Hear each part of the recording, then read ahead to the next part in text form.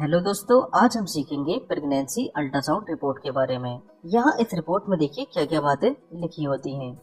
यहाँ पर प्रेजेंटेशन के बारे में दिया रहता है और एमनियोटिक फ्लूइड के बारे में दिया रहता है और प्लेसेंटा की क्या पोजीशन होती है और बीपीडी क्या होता है, एससी, एसी और एफएल क्या होता है। यहाँ पर इन सभी पॉइंट्स के बारे में एक एक करके हम चर्चा करेंगे। चलिए दोस्तों शुरू करते हैं। तो सबसे पहले यहाँ पर जान लेते हैं ये जीए और एलएमपी का क्या मतलब होता है। जीए का मतलब होता है जेस्टेशन पीरियड, मतलब कि इस रिपोर्ट के अकॉर्डिंग गर्भधारण काल कितना है। और यहाँ पर एलएमपी का क्या मतलब होता है। एलएमपी का मतलब होता है लास्ट मेंस्ट्रुअल पीरियड। तो यहाँ पर इस रिपोर्ट के अकॉर्डिंग जो जेस्टेशन पीरियड है वो 37 वीक और 1 दिन का है। तो यहाँ पर सबसे पहला पॉइंट आता है प्रेजेंटेशन।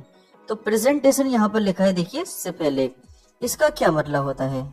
यहाँ पर देखिए जो बच्चे की पोजीशन है वो 4 टाइप्स की हो सकती है। पहला है देखिए जैसे कि रिपोर्ट में लिखा था सिफेलिक पोजीशन।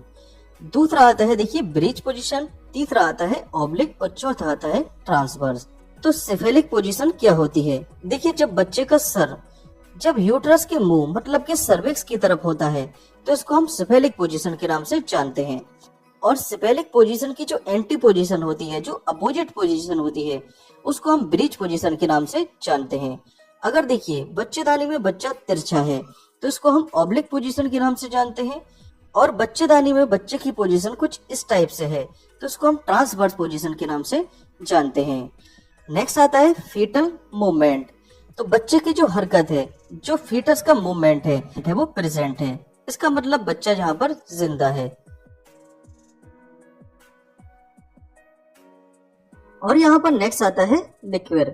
लिक्विड मतलब होता है एमनियोटिक फ्लूइड, जो कि एडिक्वेट है मतलब के पर्याप्त है।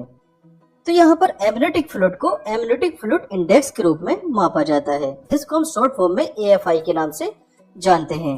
तो जो एएफआई की नॉर्मल रेंज होती है वो 5 से लेकर 25 सेंटीमीटर होती है।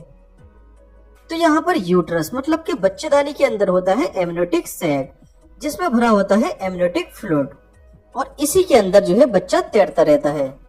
नेक्स्ट पॉइंट आता है प्लेसेंटा की पोजीशन। तो यहाँ रिपोर्ट में लिखा है देखिए फंडो anterior and note low lining और वेल अवे फ्रॉम इंटरनल ओस। तो इस लाइन का देखिए क्या मतलब होता है। तो यहाँ पर बात कर लेते हैं प्लेसेंटा की पोजीशन के बारे में। तो यहाँ पर मेनली देखिए 4 टाइप की पोजीशन दे रखी है। पहली है एंटीरियर पोजीशन, दूसरी है पोस्टीरियर पोजीशन, तीसरी है फंडल पोजीशन और चौथी है प्लेसेंटा प्रीविया। तो यहाँ पर ये होता है देखिए प्लेसेंटा, जो कि यूट्रस से चिपका रहता है। तो अगर ये प्लेसेंटा माँ के पेट की तरफ होता है तो इसको हम एंटीरियर प्लेसेंटा के नाम से जानते हैं। अगर ये प्लेसेंटा माँ की कमर साइड होता है तो इसको हम पोस्टीरियर प्लेसेंटा के नाम से जानते हैं। और अगर ये प्लेसेंटा ये ऊपर की तरफ होता है तो इसको हम फंडल प्लेसेंटा के नाम से जानते हैं। अगर ये प्लेसेंटा यूट्रस के माउथ मतलब के सर्विक्स की तरफ होता है तो इसको हम प्लेसेंटा प्रीविया के नाम से जानते हैं। अब यहाँ पर बीपीडी, एससी, एसी और एफएल की कुछ वैल्यूज दे रखी हैं। तो जैसे जैसे यहाँ पर देखिए जेस्टेशन पीरियड का टाइम बढ़ता है, वैसे ही वैसे बीपीडी, एफएल, एससी और एसी की वैल्यू बढ़ती जाती है। अब यहाँ पर बीपीडी, एससी, एसी और एफएल क्या होता है। तो बीपीडी की फुल फॉर्म होती है बाइपेराइटल डायमीटर। तो यहाँ पर बच्चे की पेराइटल बोन का डायमीटर मापा जाता है। तो इसके द्वारा बच्चे की स्कल का मेजरमेंट किया जाता है। जैसे कि हम यहाँ पर देख पा रहे हैं ये बीपीडी है। नेक्स्ट आता है एससी। एससी का मतलब होता है हेड सरकमफ्रेंस। यहाँ पर बच्चे के सर को जो है चारों तरफ से माप लिया जाता है।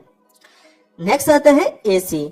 एसी मतलब होता है एब्डोमिनल सरकमफ्रेंस। तो यहाँ पर बच्चे के पेट वाले रीजन को चारों तरफ से माप लिया जाता है, जिसको हम एब्डोमिनल सरकमफ्रेंस के नाम से जानते हैं। इसके बाद आता है एफएल। एफएल मतलब के फीमर लेंथ। तो यहाँ पर बच्चे की फीमर हड्डी मतलब के थाई वाली बोन को मेजर किया जाता है, उसकी लेंथ को मापा जाता है। नेक्स्ट आता है फीटल वेट मतलब के बच्चे का वजन। तो बच्चे का जो वजन होता है वो जैसे जैसे जेस्टेशन पीरियड बढ़ता जाता है वैसे वैसे यहाँ पर देखिए वजन भी बढ़ता जाता है। तो देखिए यहाँ पर दे रखा है जेस्टेशन एज, तो जेस्टेशन एज के साथ साथ भी बच्चे का वजन यहाँ पर बढ़ता है। तो 37 वीक की अगर प्रेगनेंसी है तो उसमें बच्चे का वजन 2 किलो 950 ग्राम होना चाहिए। नेक्स्ट पॉइंट आता है HR। HR का मतलब होता है हार्ट रेट। तो फीटल हार्ट रेट कितनी होनी चाहिए? तो इसकी जो नॉर्मल रेंज होती है वो 120 से लेकर 160 बीट पर मिनट होती है। तो यहाँ रिपोर्ट में 146 गिवन है, इसका मतलब इसकी जो हार्ट रेट है वो नॉर्मल है। उसके बाद यहाँ पर नेक्स्ट पॉइंट आता है a single loop of umbilical cord around foetal neck. तो यहाँ पर जो अम्बिलिकल कॉर्ड है वो फीटल की गर्दन पर लिपट गई है। जैसे कि हम यहाँ पर देखिए देख पा रहे हैं, ये अम्बिलिकल कॉर्ड जो है देखिए गर्दन में इस टाइप से लिपट गई है। और यहाँ पर अल्ट्रासाउंड इमेज में भी ये अम्बिलिकल कॉर्ड हम यहाँ पर देख पा रहे हैं।